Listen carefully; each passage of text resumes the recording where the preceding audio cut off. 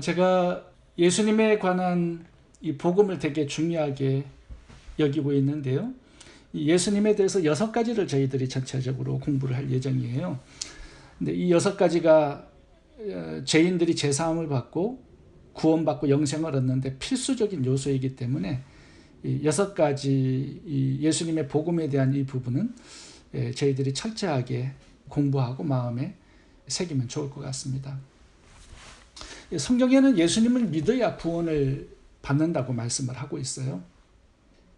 그런데 믿음의 대상은 예수님이지만 믿음의 내용은 잘 모르는 분들이 많이 있습니다. 예수님을 믿는다고 하는 것은 예수님에 관한 이 6가지 사실을 믿는 것인데 믿음의 내용을 잘 모르는 분들이 있어요. 그러니까 막상 예수님을 믿습니다 하는데 뭘 믿는지를 모르는 거예요. 성경에는 예수님에 대해서 이 6가지를 믿어라 이렇게 정리를 해주고 있습니다. 그것이 예수님의 인성, 신성, 보혈, 죽음, 부활, 예수님의 유일한 구원자 되심. 이 6가지가 성경에서 말하는 복음입니다. 그러니까 이 6가지를 믿는 것이 예수님을 제대로 믿는 거예요. 이것을 참된 믿음, 온전한 믿음이라고 말합니다. 이 6가지 믿음의 내용이 죄인들이 제사함을 받고 구원을 받는 데 있어서 절대적인 요소예요. 그래서 마귀는 이 6가지를 항상 공격하고 믿지 못하도록 막고 미혹합니다. 이 6가지 믿음의 내용 중에 하나라도 의심을 하거나 불신을 하거나 믿지 못하면 제사함과 구원은 받을 수 없습니다. 이 6가지 믿음의 내용을 정확하게 구체적으로 아는 것이 바로 구원이에요. 믿는 것이 참된 믿음입니다. 이 6가지가 구원을 받는데 인간이 제사함을 받고 영생을 얻는 데 있어서 필수적이기 때문에 마귀는 역사적으로 6가지를 항상 공격하고 믿지 못하도록 막고 미혹을 합니다. 잘못 믿도록. 그래서 이 6가지를 확실하게 믿고 내 마음에 새길 때 이 구원은 흔들리지 않아요. 그래서 이 6가지를 저희들이 제대로 공부해서 마음에 새기고 믿음의 내용으로 확실하게 붙들어야 합니다. 그렇다면 이제 예수님께서 왜 인간이 되셨는지 예수님의 인생에 대해서 살펴보도록 하겠습니다. 이 삼위일체이신 하나님 중에 한 분이신 예수님이 왜 인간의 몸을 입고 이 땅에 육체로 오셔야 했을까요? 이 구원의 방법에 있어서 하나님께서 온 우주를 말씀 한마디로 창조하셨잖아요.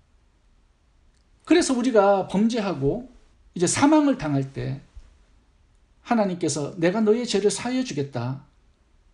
너의 사망을 이미 처리해 주었다.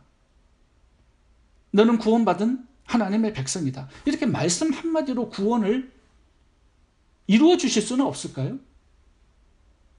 굳이 예수님을 이 땅에 인간으로 보내서 피 흘리고 죽게 해서 인간의 제사함과 구원의 방법을 왜 이렇게 하셔야만 했을까요? 그게 이제 제 질문입니다. 그 이유는 되게 간단하죠. 이 방법이 아니고서는 인간이 구원을 받을 수 없기 때문에 그런 겁니다. 그러니까 예수님의 인성이 인간의 제사함과 구원에 있어서 절대적으로 필요하기 때문에 예수님의 인간이 되심이 필요했던 거예요. 만약에 예수님이 인간이 되지 않으시고 죽지 않고 십자가에 피 흘리지 않고 죄인들이 제사함을 받고 구원을 받을 수 있었다면 예수님께서 굳이 인간으로 오실 필요는 없었겠죠. 십자가에 죽고 피 흘릴 필요는 없을 겁니다. 그런데 이것이 예수님의 인성이 인간의 제사함과 구원에 있어서 절대적으로 필요했기 때문에 하나님이신 예수님이 인간의 몸을 입고 이 땅에 태어나신 거예요. 그러니까 하나님께서 말씀 한마디로 천지를 창조하셨다 하더라도 내가 너의 죄를 사하노라 이렇게는 제사함이 일어나지 않는다라는 거죠. 예수님이 이제 구약의 예언 이후에 4천년의 시간이 지난 다음에 오셨기 때문에 그 전에 제사함을 받기 위해서는 이제 예수님의 피를 믿어야 되잖아요. 우리는 이제 예수님께서 이미 십자가에 죽고 부활하신 다음에 2000년 후에 태어났기 때문에 2000년 전에 예수님의 십자가 피 흘림과 죽음을 믿고 구원을 받고요. 이제 구약시대 사람들은 오실 메시아를 믿음으로 구원을 받는 건데, 그 믿음의 내용이 뭐냐면 예수님의 이 죽음과 피 흘림이에요. 그래서 이제 짐승으로 그것을 모형을 삼은 거죠. 짐승의 피와 짐승의 죽음. 이것이 예수님의 십자가 죽음과 피 흘림의 모형입니다. 상징. 이걸 통하여 예수님을 믿는 거예요. 십자가 죽음과 부활을. 이제 짐승을 죽일 때는 안수를 해서 자기의 죄를 전가하지 않습니까? 우리도 마찬가지예요. 그 방법으로 구원을 받습니다. 예수님께 내 죄를 고백하는 거예요. 나는 죄인입니다. 내 마음대로 살았습니다. 하나님이 주인이신데, 창조자이신데 내가 주인처럼 인생을 마음대로 살았습니다. 내 죄를 용서해 주세요. 이게 죄를 전가하는 거거든요. 예수님을 믿을 때. 이제 구약의 짐승을 죽여서 피 흘림, 그리고 죄를 전가함, 이것이 예수님을 상징하는 모델입니다. 성경 구절을 읽어보겠습니다. 제가 설교 노트 드린 거 한번 봐보시겠습니다. 요한일서 4장 1절을 한번 읽어주실래요? 사랑하는 자들아, 영을 다 믿지 말고 오직 영들이 하나님께 속하였나 시험하라. 많은 거짓 선지자가 세상에 나왔음이니라. 하나님의 영은 이것으로 알지니 곧 예수 그리스도께서 육체로 오신 것을 시인하는 영마다 하나님께 속한 것이요. 이게 무슨 말이냐 하면요, 예수님의 육체로 오신 인성을 믿고 시인해야만 하나님께 속한 백성이 된다는 것입니다. 그러니까 예수님의 인성을 믿고 받아들이고 인정하지 않으면 구원받을 수 없다라는 얘기예요. 그래서 우리가 예수님의 인성을 바로 알고 시인하고 믿고 받아들이는 것, 이거는 굉장히 구원에 있어서 중요한 요소가 된다라는 거죠. 요한일서 4장 3절도 보겠습니다.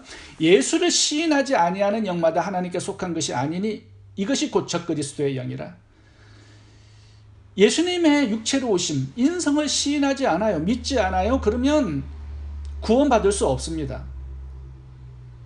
하나님께 속한 백성이 될 수 없습니다. 그 뜻이에요. 이단들이 요한일서를 기록한 이 사도 요한 시대에 이단들이 너무 많았습니다. 그 이단들의 공격 내용이 뭐냐면 예수님의 인성을 부인하는 거예요. 예수님은 하나님이시다라는 거죠. 인간으로 태어날 수 없다라는 거예요, 하나님이. 이제 예수님의 인성을 부인하면 많은 문제들이 생기는데 그 점을 좀 살펴보도록 하려고 합니다. 로마서 10장 9절은 죄인들이 구원받는 데 있어서 예수님의 인성을 시인하고 믿고 받아들이는 거 너무 중요하다는 말씀을 하고 있어요. 9절 읽겠습니다. 네가 만일 내 입으로 예수를 주로 시인하며 또 하나님께서 그를 죽은 자 가운데서 살리는 것을 내 마음에 믿으면 구원을 얻으리니. 육체를 입고 죽으셨어요. 십자가에서 피를 흘리셨어요. 그리고 부활하셨어요. 이 예수님의 인성, 이걸 믿고 받아들이는 것이 구원에 있어서 너무나 중요하다는 말씀을 로마서 10장에서 하고 있는 것입니다. 자, 그렇다면 본론으로 들어가겠습니다. 예수님께서 인간의 몸을 입고 태어나신 이유, 첫 번째는 죄를 처리하기 위해서입니다. 예수님이 인간이 되지 않으면 우리들의 죄가 처리되지 않습니다. 죄사함을 받을 수 없어요. 왜냐하면 인간의 죄는 오직 예수님의 피로서만 처리되기 때문입니다. 이것은 하나님께서 영적 법칙으로 창세전부터 세워두신 원리고 법칙이에요. 예수님의 피로서만이 인간의 죄가 사함을 받습니다. 처리가 됩니다. 용서함을 받아요. 그래서 예수님은 이 땅에 인간으로 태어나게 하셨어요. 피를 가진 육체를 입으실 수 있도록. 그래서 죄 없는 하나님의 피로 죄인들의 죄를 씻을 수 있도록 그렇게 영적 법칙을 세워두신 것입니다. 어떤 분이 이렇게 질문하신 분이 있으세요. 그게 과학적 근거가 있느냐? 예수님의 피로 죄사함을 받아요. 인간의 죄가 씻겨져요. 비누로는 인간의 더러운 때를 씻는데 인간의 양심, 마음, 생각 이런 내면의 죄를 씻는 것은 예수님의 피밖에 없다라고 말씀을 드렸더니 그게 과학적 근거가 있느냐고 물어보시더라고요. 과학적 근거가 있을까요, 이게? 어떻게 생각하세요? 뭔가 이렇게 과학적 근거가 있어야 믿을 수 있잖아요. 근데 이게 과학적 근거가 있냐 이거예요.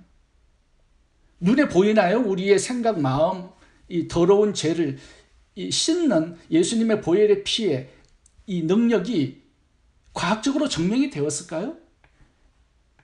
그 질문하신 분은 과학이 하나님이니까 대답할 수 없겠네요.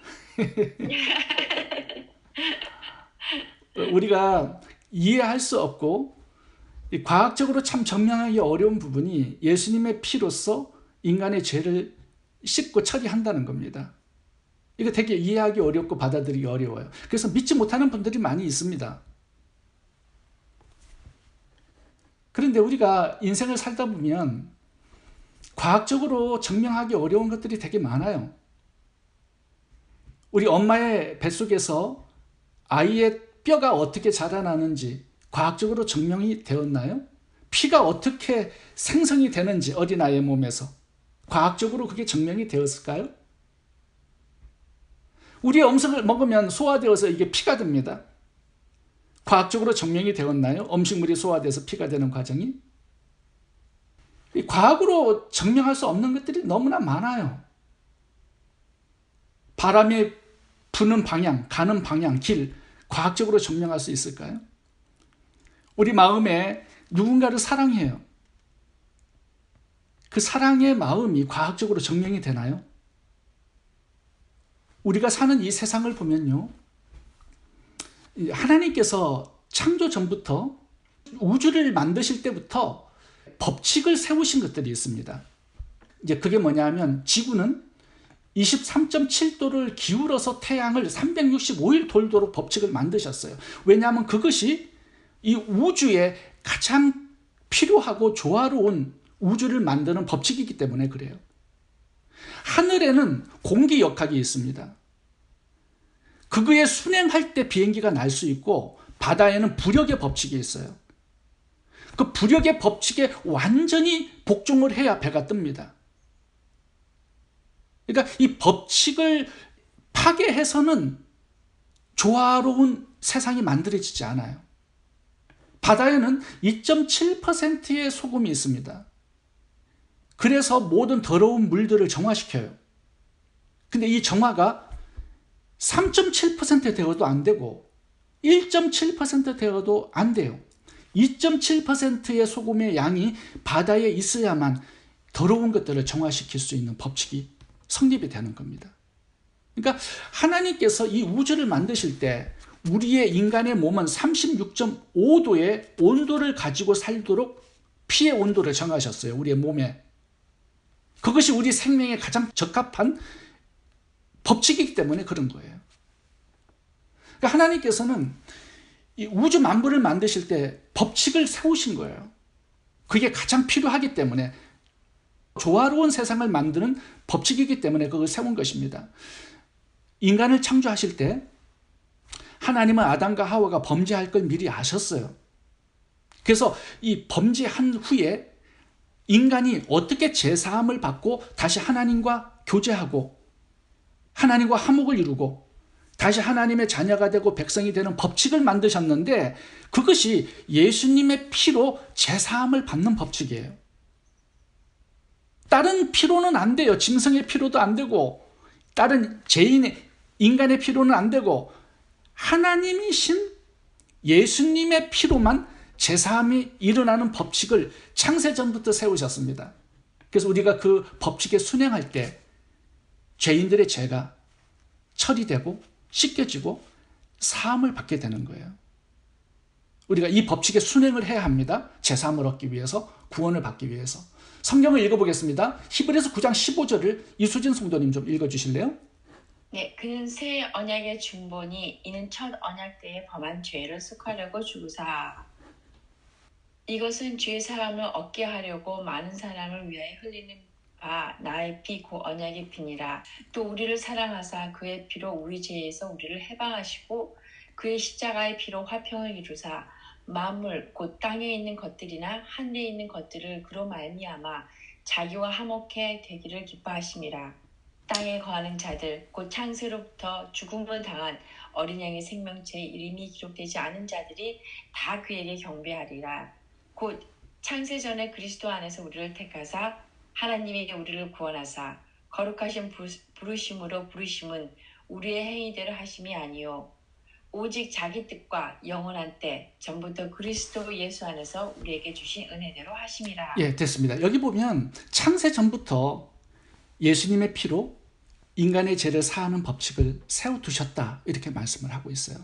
아담과 하와가 범죄할 때 급조한 법칙이 아니라 인간을 만드시기 이전부터 인간이 죄를 범할 줄 아시고 그러면 죄를 범할 때 제사함의 법칙도 마련해 두셔야 될 거 아니에요. 구원을 얻기 위해서. 그래서 하나님께서 만드신 법칙이다 이렇게 설명을 하고 있습니다. 예수님의 인간 되심, 예수님의 육체의 피, 이것이 제사함의 법칙이다라는 것을 하나님께서 알려주고 있는 거예요. 성경에서. 그리고 또 하나 여기 보면 언약이라는 단어가 많이 나옵니다. 언약의 피, 예수님의 피를 새 언약의 피라고 말씀을 하세요. 그러면 옛 언약의 피는 뭘까요? 그게 짐승의 피예요. 구약은 짐승의 피로 제사함을 얻는 법칙을 하나님께서 세워두셨어요. 예수님의 피가 올 때까지 말입니다. 예수님이 십자가에 죽은 다음부터는 짐승의 피로 제사함을 받는 법칙은 없어졌어요. 옛 언약이 있기 때문에. 새 언약이 오면 옛 언약은 없어져야 되죠. 지금 뭐 짐승의 피 가지고 안수하고 짐승 잡아서 예배 드리지 않아요. 오늘날은 예수님의 피를 우리가 믿는 거죠. 그리고 예수님의 피로 죄를 용서해 달라고 간구하는 거죠. 그게 제사함을 얻는 법칙입니다. 그러니까 하나님은 언약을 세우셨는데 피로 세우셨어요. 구약은 짐승의 피, 신약은 예수님의 피입니다. 그러니까 이게 법칙이에요. 이 법칙에 순행할 때 그게 유익을 얻게 되는 거죠. 비행기가 하늘을 나듯이 배가 바다에 뜨듯이 인간의 제사함의 법칙은 예수님의 피로 제사함을 얻는 것입니다. 그럼 하나 제가 질문을 하고 넘어가도록 하겠습니다. 그러면 구약의 짐승의 피와 신약의 예수님의 피의 차이점은 뭘까요? 차이점. 언약을 세우셨어요. 피를 가지고. 그리고 창세전부터 제사함의 법칙을 세우셨어요. 그게 예수님의 피입니다. 근데 구약은 짐승의 피를 가지고 세우셨고요. 신약은 예수님의 피를 가지고 제사함의 언약을 세우셨습니다. 그럼 차이점이 뭐예요? 짐승의 피는 일회성이고 예. 예수님의 피는 영원성이고. 맞아요. 바로 그겁니다. 구약을 보면요. 짐승을 계속 잡습니다. 왜요? 이게 일회성이기 때문에 그래요. 죄를 지으면 또 다시 짐승을 잡아야 돼요. 피를 흘려야 돼요. 이게 구약은요. 이 피가 죄를 임시적으로 덮어요. 커버하는 겁니다. 근데 신약의 예수님의 피는 remove예요. remove. 없애버리는 거예요. 영원토록. 그래서 우리가 예수님의 피를 가지고 제사함을 받고요. 예수님의 피를 가지고 거룩해지는 거예요. 그 방법은 우리가 간구하는, 믿음으로 간구하는 그것으로 충분한 겁니다. 제가 한 가지 건너뛴 게 있는데, 이제 창세기 3장에 보면 아담과 하와가 범죄한 다음에 하나님께서 나타나셔요. 아담과 하와가 범죄했기 때문에 그 죄를 사해 줘야 되잖아요. 그 제사함을 받는 법칙을 알려주십니다.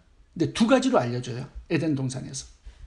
첫 번째는 짐승을 잡으세요. 하나님께서.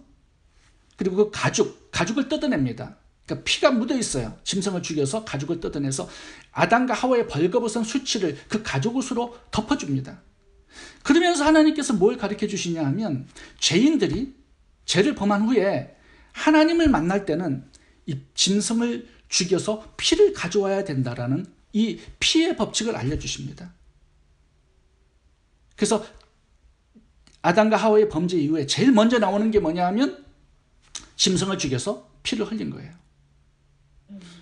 그리고 창세기 3장 15절 보면 이제 예수님의 피를 기다리라는 말씀을 합니다. 그게 이제 원시복음인데요. 여자의 후손이 이 땅에 올 테인데 아버지가 없잖아요, 예수님이. 그래서 여자의 후손입니다. 갈라디아서도 그게 분명히 말씀하고 있어요. 예수님이 여자의 후손으로 태어나요. 그리고 그 여자의 후손이 뱀의 머리를 깨부술 것이다. 뱀은 여자의 후손에 발에 상처를 낼 것이다. 이렇게 말씀을 합니다. 그게 이제 십자가 사건인데 이 예수님의 십자가 죽음 이때까지 짐승의 피로 하나님께 나와 제사함을 받고 하나님과 화목하는 그 길을 하나님께서 열어두신 거죠. 그러니까 임시 방편이에요. 예수님이 오실 때까지 짐승의 피는. 그러니까 십자가에 예수님이 죽으시고 피를 흘리심으로 이제 이 구속 제사함의 법칙을 완전히 하나님께서 완성하신 것입니다. 그래서 오늘날 우리는 예수님의 피로 제사함을 받고 하나님을 만나고 하나님께 가까이 나아가는 구원받는 법칙을 우리는 가지게 된 거죠. 이제 두 번째 보겠습니다. 예수님께서 인간의 몸을 입고 태어나신 이유는 사망을 처리하기 위해서입니다.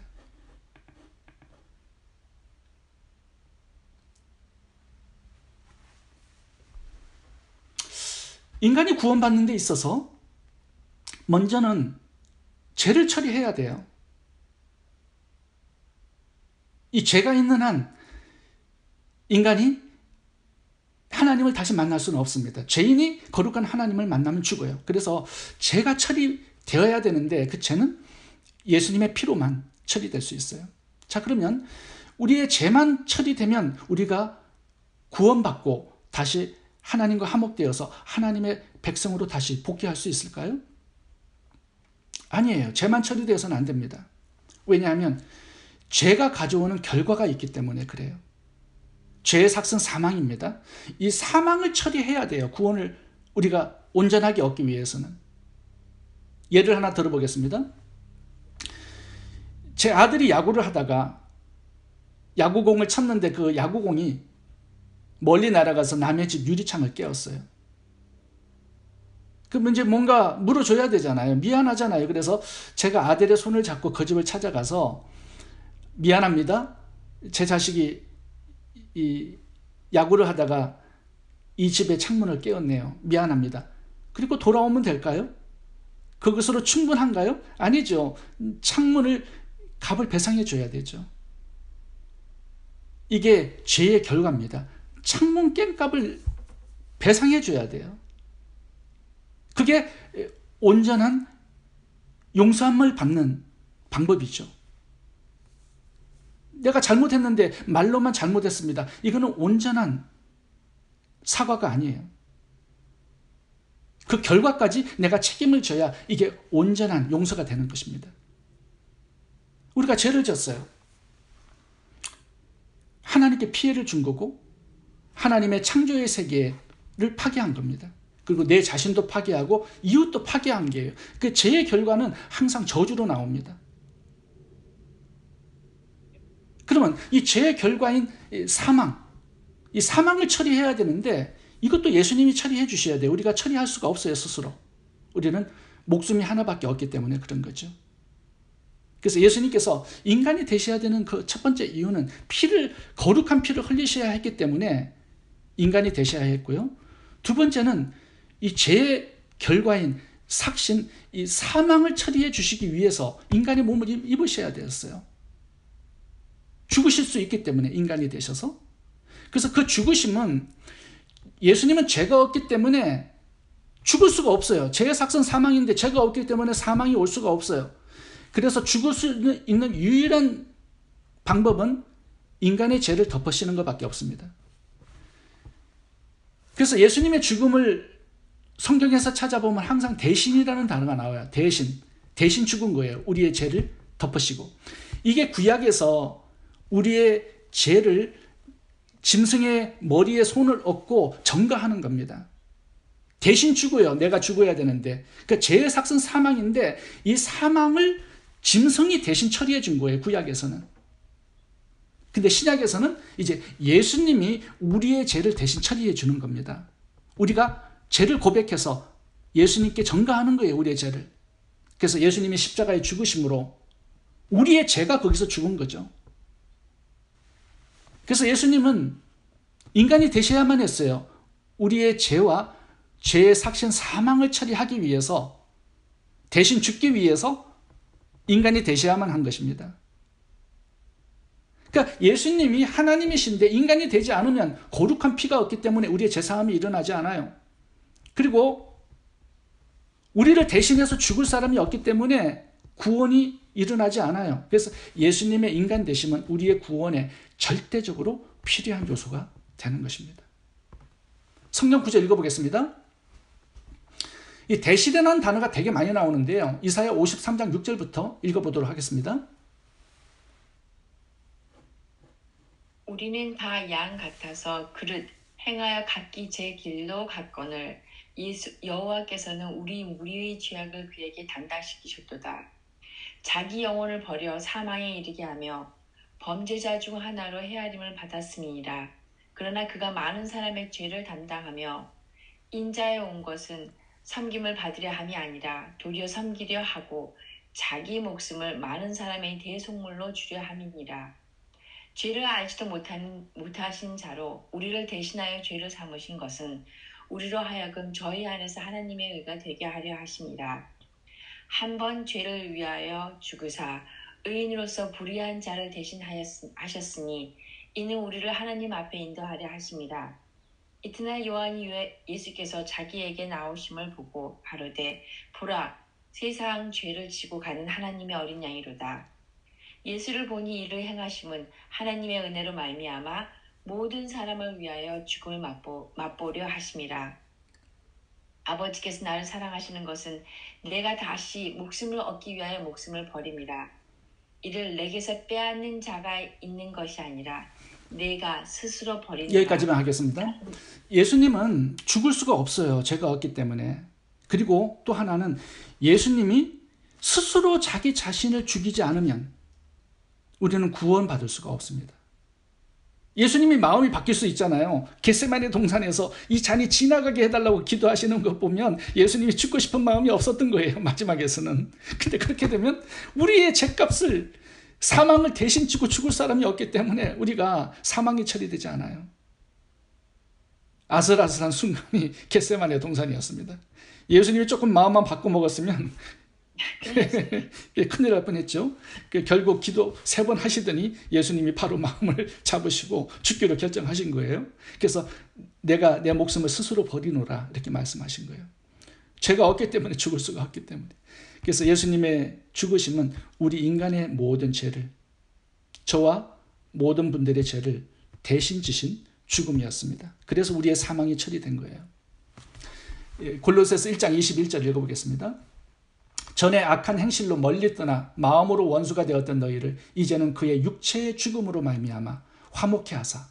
이제 죄가 처리되었어요. 그리고 사망도 처리되었습니다. 우리가 다시 새 생명을 얻었어요. 예수님 때문에.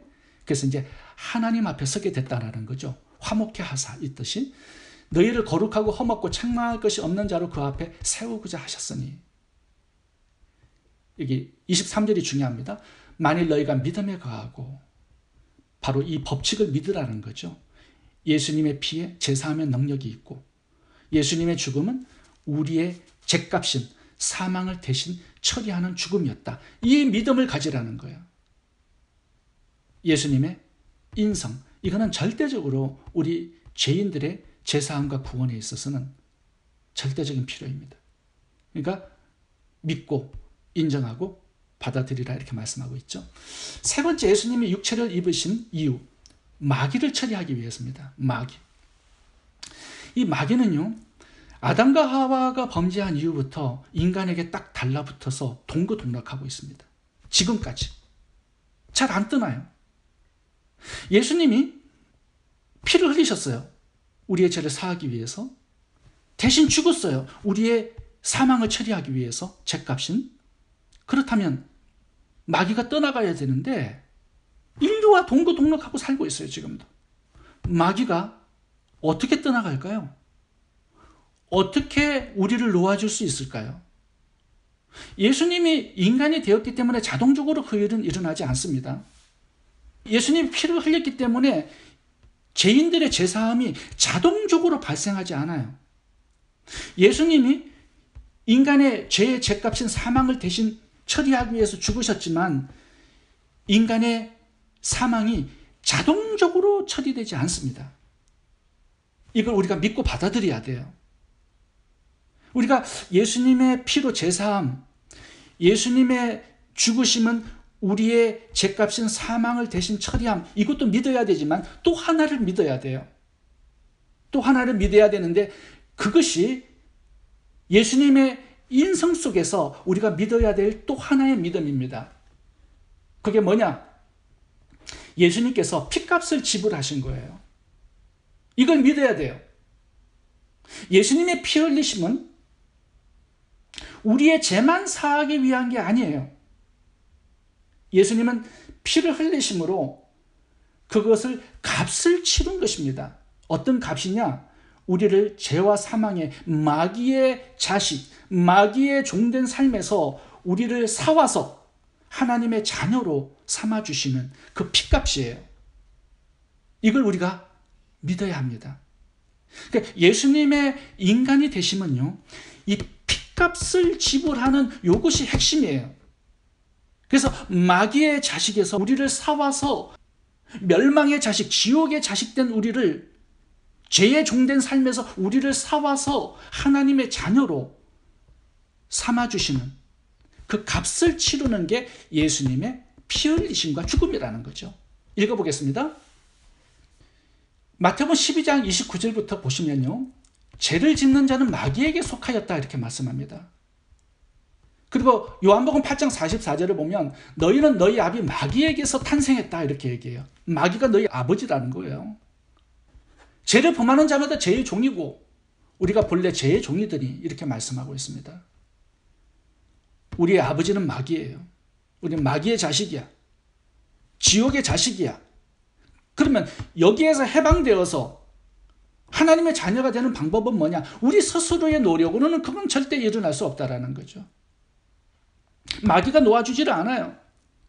그래서 예수님은 이제 인간으로 오셔서 자기 목숨을 내어놓은 것입니다. 우리를 사오기 위해서. 값을 지불해야 되잖아요. 종을 사오기 위해서는. 노예를 사오려면 값을 지불해야 되는데 예수님이 그 자기 목숨값을 내놓은 거예요. 그걸 피값이라고 얘기하는 거죠. 요한일서 3장 8절부터 보면 예수님이 나타나신 이유, 인간이 되신 이유는 마귀의 일을 멸하십니다. 이렇게 말씀하세요. 마귀를 없애하기 위해서. 그러니까 십자가는 승리하신 곳인데 어떤 승리를 하신 것이냐? 마귀의 자식인 우리를 피값을 주고 사와서 하나님의 자녀로 만들어주신 그 승리의 장소가 예수님의 십자가 죽음이라는 거죠. 계시록 1장 5절부터 읽고 마무리하도록 하겠습니다. 우리를 사랑하사 그의 피로 우리 죄에서 우리를 해방하시고 피값을 지불하신 거예요. 우리를 사오기 위해서. 계시록 5장 9절 일찍 죽임을 당하사 각 족속과 방언과 백성과 나라 가운데서 사람들을 피로 사서 하나님께 드리시고 이제 예수님의 죽음은 목숨값이에요. 피값이에요. 우리를 사오는 하나님의 자녀가 되게 하는 그 값을 지불하신 것입니다. 그래서 예수님의 죽으심과 피 이거는요 값을 지불한 것이다라는 것이 성경의 핵심으로 굉장히 많이 나와요. 고린도서 6장 19절 읽겠습니다. 너희는 너희 것이 아니라 값으로 산 것이 되었다. 그러므로 하나님께 영광을 돌리라. 고린도서 7장 23절 너희는 값으로 사신 것이니 사람의 종이 되지 말라. 사도행전 20장 28절 하나님이 자기 피로 사신 교회를 치게 하셨느니라. 하나님은 피가 없으세요?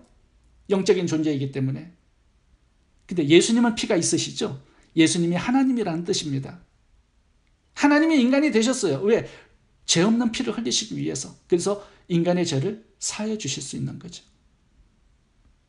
하나님이 인간이 되셨어요. 그래서 우리의 죄값인 사망을 대신 지시고 죽으셨어요. 그래서 우리의 사망을 처리해 주신 것입니다. 이거는요, 죄 없는 하나님이신 예수님이 인간의 몸을 입어야만 이게 가능한 거예요.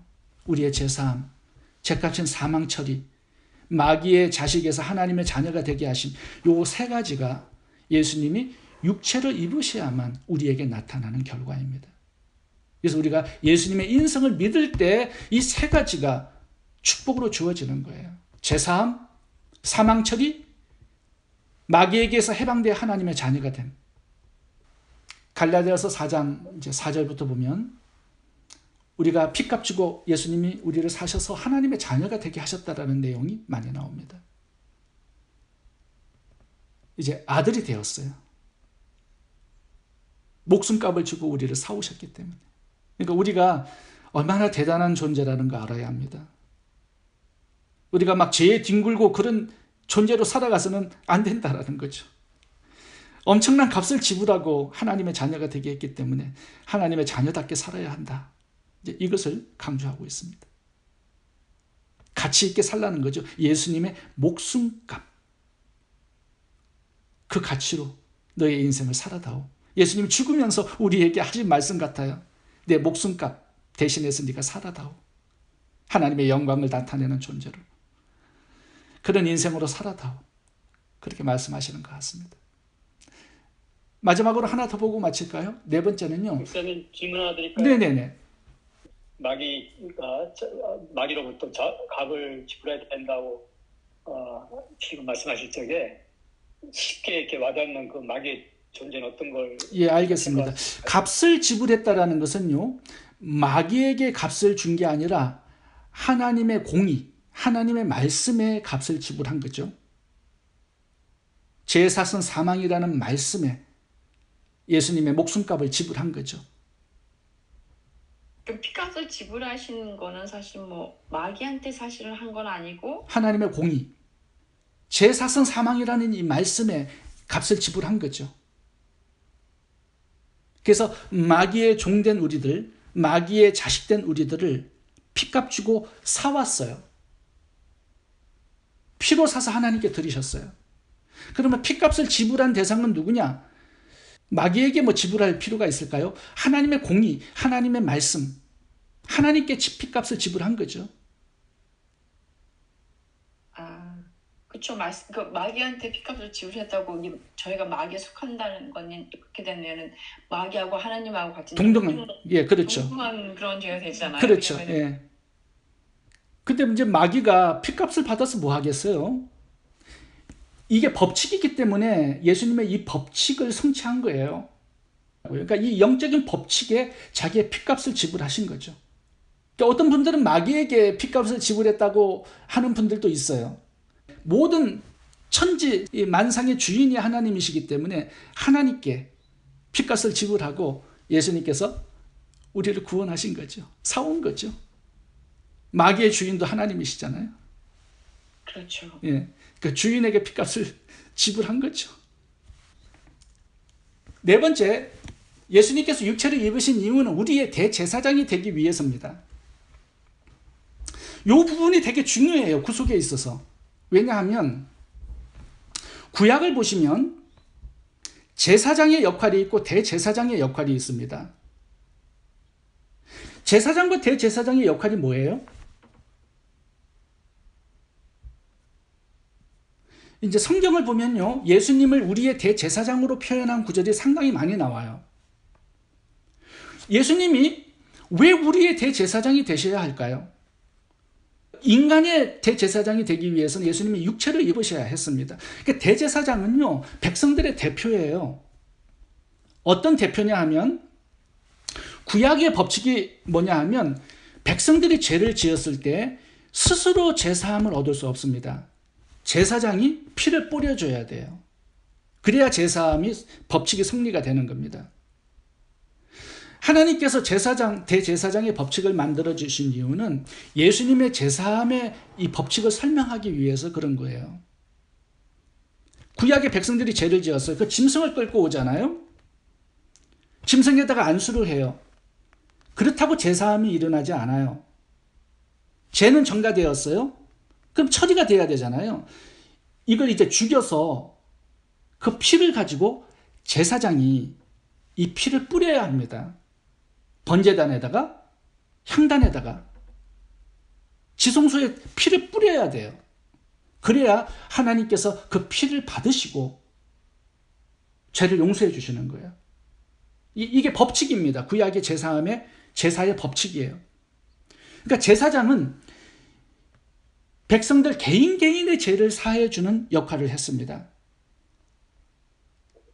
개인이 죄를 지어요. 그럼 짐승을 끌고 와서 제사장이 잡아서 피를 뿌립니다. 뭐 각을 뜨고 이게 껍질을 벗겨내는 거, 이거는 그 죄인 당사자가 해야 될 일이고요. 제사장은 피를 받아내어서 이 피를 번제닭에 뿌려야 됩니다. 그래야 제사함이 일어나요. 그러니까 예수님의 십자가의 모형이 구약의 제사법인데, 짐승을 잡아요. 안수해요. 그리고 죽여서 각을 떠요. 그리고 짐승의 사체를 번제단에 올려놓고 태웁니다. 그리고 피를 뽑아내요. 그러니까 고기는 태우고 피는 뿌려요. 이 두 가지가 예수님의 피와 죽음을 설명하는 내용이에요. 근데 중요한 게 뭐냐 하면, 구약은 백성 스스로, 죄인 스스로가 제사함을 얻을 수 없어요. 제사장이 피를 뿌려야 제사함이 일어납니다. 그러면 대제사장의 역할은 뭐냐? 이스라엘 백성 전체, 하나님의 백성 전체의 죄를 가지고 1년에 한 차례 지성소에 들어가서 법궤에다가 피를 뿌려요. 그러면 백성들 전체의 죄를 사해주는 역할을 대제사장이 하는 겁니다. 이게 이제 예수님의 제사함의 법칙을 설명하기 위해서 여기를 둔 거예요. 자, 우리가 죄인이에요. 죄를 지었어요. 그러면 스스로 우리가 제사함을 얻을 수 있는 방법이 있느냐? 없습니다. 예수님이 오셔서 우리의 대제사장이 되어주셔야 돼요. 그래서 피를 뿌려야 됩니다. 예수님의 이 제사법을 보면요, 예수님이 자기가 대제사장이야. 인류 전체의 죄를 대신 지고 십자가에서 죄를 처리하기 위해서 죽어요. 그리고 피를 흘리죠.